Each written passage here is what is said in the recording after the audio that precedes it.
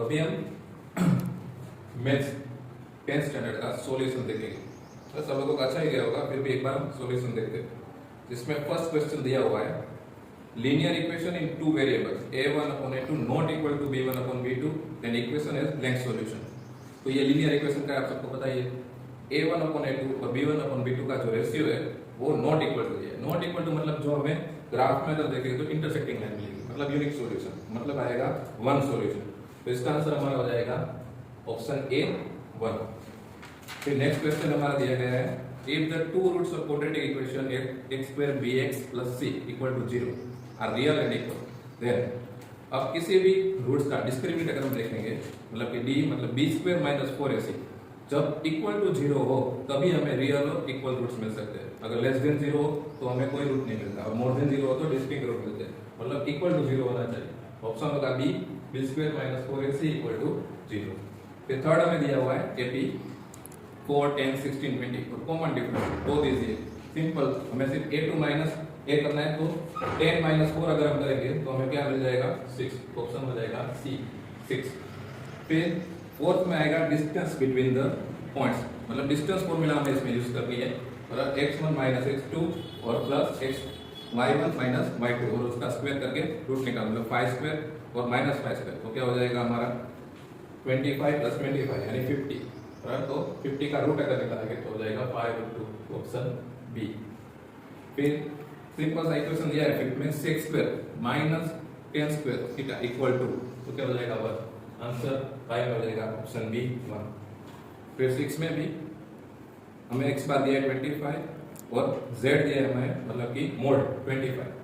हमें ढूंढना है m मीडियन। अब दोनों 25 हो तो मीडियन का कितना होगा 25, तो हमारा ऑप्शन हो जाएगा ए 25।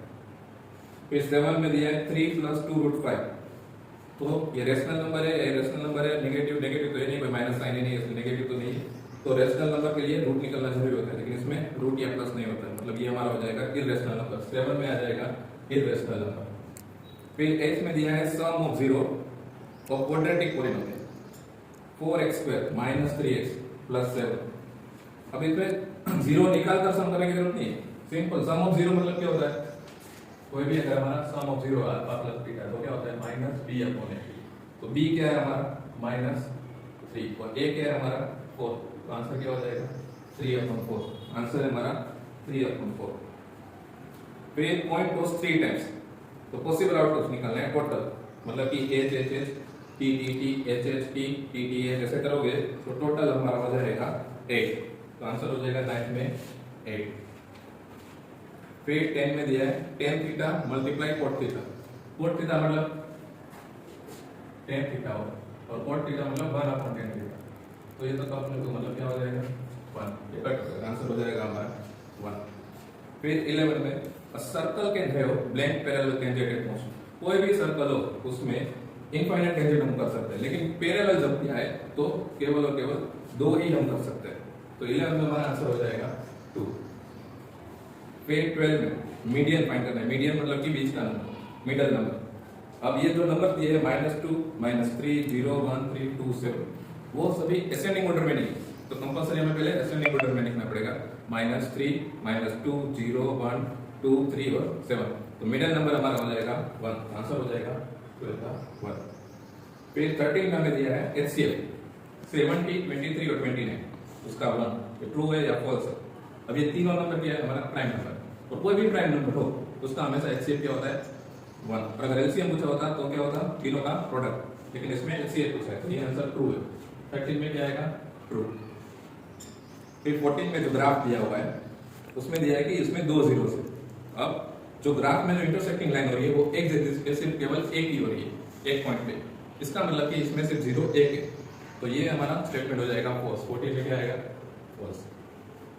फिर 15 में दो इक्वेशन दिए 2x प्लस 3y 12 और 3x प्लस 2y 18 और x प्लस y 5। अब ये थोड़ा ट्रिकी है, इसमें कुछ नहीं है, 2x प्लस 3y करोगे इक्वल टू 12 और 3x plus 2y equal to 18। अब इन तीनों का प्लस कर दोगे तो 5x 5y और 30। अब कॉमन निकाल दोगे सब में से 5, तो आंसर हो जाएगा x plus y equal to 6, लेकिन हमें दिया है 5, यानी कि ये स्टेटमेंट हो जाएगा हमारा फॉल्स, तो 15 में आ जाएगा फॉल्स। फिर 16, तो probability of impossible event is 0। कोई भी इम्पॉसिबल इवेंट हो तो हमेशा उसकी प्रोबेबिलिटी 0 ही आती है। अगर श्योर इवेंट होती तो क्या होता 1, तो यह स्टेटमेंट हो जाएगा ट्रू। तो 16 में ट्रू। फिर 17, A 2A 3A 4A, ये एपी है कि नहीं। अब किसी भी एपी को चेक करना हो तो क्या होना चाहिए कि कॉमन डिफरेंस हमेशा इक्वल होने चाहिए। अब A प्लस A करेंगे तो 2A, अब वापस उसमें A प्लस करेंगे तो 3A, वापस उसमें A प्लस करेंगे तो 4A, तो कॉमन डिफरेंस सेम है, यानी कि ये एपी है। तो 17 में क्या हो जाएगा हमारा ये ट्रू, ये एपी है। 18 में क्या हो जाएगा, how many tangents can be drawn to a circle passing through a point line inside a circle. अब कोई भी टेंजेंट हो वो सर्कल के सर्कमफ्रेंस से टच होकर निकलता है और कोई भी एक पॉइंट को टच होता है। अब अगर बीच में से निकले गए तो मान लो कोई भी सर्कल उसके अंदर से जाएगा तो 2 पॉइंट को तो मिनिमम टच करेगा, इसलिए ये पॉसिबल ही नहीं है कि ये हम ड्रॉ कर सकते। इसलिए कोई भी टेंजेंट इनसाइड द सर्कल से नहीं पास हो सकता। तो कितने आ जाएंगे 0, तो 18 का आंसर हो जाएगा 0, कोई भी टेंजेंट हम ड्रॉ नहीं कर सकते। 19 में a die is thrown once, what is the probability of not getting number 6। अब इसमें थोड़ा ट्रिक पूछा है, नॉट गेटिंग होता है, गेटिंग नहीं। अब अगर गेटिंग होता तो हमारी प्रोबेबिलिटी क्या होती, गेटिंग द 6 की हमारी हो जाती है 1/6। अब नॉट गेटिंग पूछा है हमें तो P ऑफ 8 है, यानी कि 1 माइनस 1/6, तो आंसर हो जाएगा 5/6। तो 19 का आंसर होगा 5/6।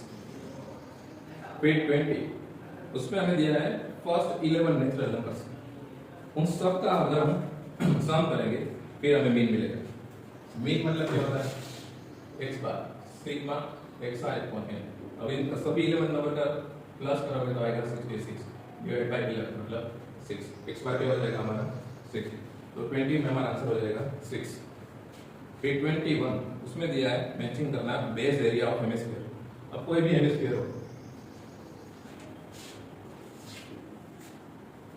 कोई भी अगर हमारा हेमिस्फीयर हो जैसे तो उसका जो बेस होगा वो हमेशा क्या होगा, सर्कल होगा। मतलब हमें से कितना निकलना है, area of circle. Area of circle क्या हो जाएगा पाई आर स्क्वायर। तो 21 में हमारा आंसर क्या हो जाएगा b pi r square. 22, volume of 5 rupees coin. अब 5 रुपीस कॉइन दिखने में तो सर्कल ही लगता है बराबर, लेकिन कैसे भी इसमें वॉल्यूम दे दिया तो सर्कल का तो वॉल्यूम होता ही नहीं है पहले तो, बराबर एरिया ही होता है और एरिया का तो ऑलरेडी आंसर होता है पाई आर स्क्वायर, तो वैसे भी पता चल सकता है। लेकिन वॉल्यूम दिया है तो वॉल्यूम ऑफ किसका निकलना है, सिलेंडर, क्योंकि 5 रुपीस का कॉइन सिलेंडर होता है, तो वॉल्यूम ऑफ सिलेंडर क्या होगा पाई आर स्क्वायर h। तो 22 में आंसर क्या हो जाएगा c pi r square h। फिर 23, length of arc and sector of angle. अब किसी भी एंगल को अगर निकालना हो पूरा, अगर हम दोनों तरफ निकाले तो हमारा क्या होगा 2 पाई आर। अगर हम सिर्फ लेंथ निकालनी तो क्या होगा 2 पाई आर थीटा अपॉन 360, तो 2 तो निकल जाए तो पाई आर थीटा अपॉन 180। तो आंसर हमारा हो जाएगा 23 में सी पाई आर थीटा अपॉन 180। और last circumference of circle. Generally हम कौन सी फॉर्मूला यूज करते हैं सर्कमफ्रेंस में, 2 पाई आर। अब यहाँ पर तो ऐसा दिया ही पाई आर और पाई डी, ये दो बचे, तो 2 पाई आर, तो आर और 2 उनको मल्टीप्लाई करेंगे तो क्या हो जाएगा डायमीटर डी, मतलब क्या होगा पाई डी। तो 24 में आंसर हो जाएगा a पाई डी। ठीक है, समझ में आया सबको? Thank you.